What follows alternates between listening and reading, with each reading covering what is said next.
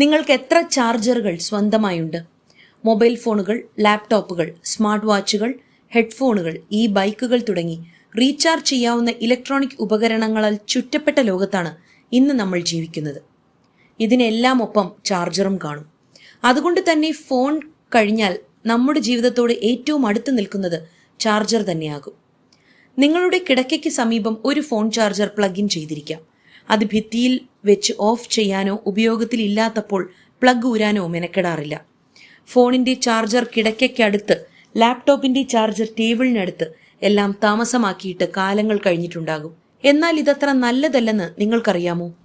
Switch off ചെയ്താലും ചാർജറുകൾ plug പോയിന്റിൽ തന്നെ വയ്ക്കുമ്പോൾ ചില പ്രശ്നങ്ങളുണ്ടാവും.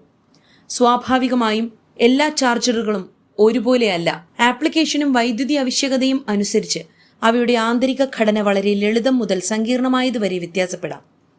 വാൾ പ്ലഗിൽ നിന്ന് AC എടുക്കുകയും അതിനെ ഇലക്ട്രോണിക് ഉപകരണത്തിന്റെ ബാറ്ററിക്ക് ആവശ്യമായ ലോ വോൾട്ടേജ് DC ആക്കി മാറ്റുകയും ചെയ്യുന്നതാണ് സാധാരണ ചാർജറുകളുടെ പ്രവർത്തനം. ഒരു മൊബൈൽ ചാർജറോ ലാപ്ടോപ്പ് ചാർജറോ മാത്രം ഇത്തരത്തിൽ പ്ലഗ് ചെയ്തു വെച്ചിരുന്നാൽ ഉണ്ടാകുന്ന വൈദ്യുതി നഷ്ടം വളരെ കുറഞ്ഞ അളവിലായിരിക്കും. എന്നാൽ ഒരു വീട്ടിലെ മുഴുവൻ ഉപകരണങ്ങളും ഇങ്ങനെ പ്ലഗിൽ കുത്തിവെക്കുമ്പോൾ ഉണ്ടാവുന്ന വൈദ്യുതി നഷ്ടം പ്രതീക്ഷിച്ചതിലും അപ്പുറമായിരിക്കും. ആധുനിക ചാർജറുകൾ സ്റ്റാൻഡ്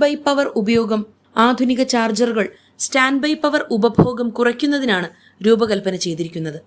ഒരു ബാഹ്യ ഉപകരണം പവർ എടുക്കാൻ ശ്രമിക്കുന്നതുവരെ അവയെ സ്ലീപ്പ് മോഡിൽ നിലനിർത്തുന്ന സ്മാർട്ട് പവർ മാനേജ്മെന്റ് ഘടകങ്ങളുമായാണ് ഈ ചാർജറുകൾ എത്തിയിരിക്കുന്നത്. വൈദ്യുതി പ്രവഹിക്കുമ്പോൾ, പ്രത്യേകിച്ച് വൈദ്യുതി ഗ്രിഡ് വോൾട്ടേജ് അതിന്റെ റേറ്റ് ചെയ്ത മൂല്യത്തിന് മുകളിൽ താൽക്കാലികമായി ഉയരുമ്പോൾ ചാർജറുകൾ കാലക്രമേണ തേയ്മാനം സംഭവിക്കുന്നു. വാമ്പയർ പവറിലൂടെ ചാർജറിലെത്തുന്ന വൈദ്യുതി താപമായി പുറത്തെത്തുമ്പോൾ ചാർജർ ചൂടാകുന്നതാണ് ഒരു കാരണം. ചാർജർ സാധാരണയിലധികം ചൂടാവുകയോ കേടുപാടുകൾ സംഭവിക്കുകയോ ചെയ്താൽ ഉടൻ മാറ്റിവാങ്ങുന്നതാകും നല്ലത്.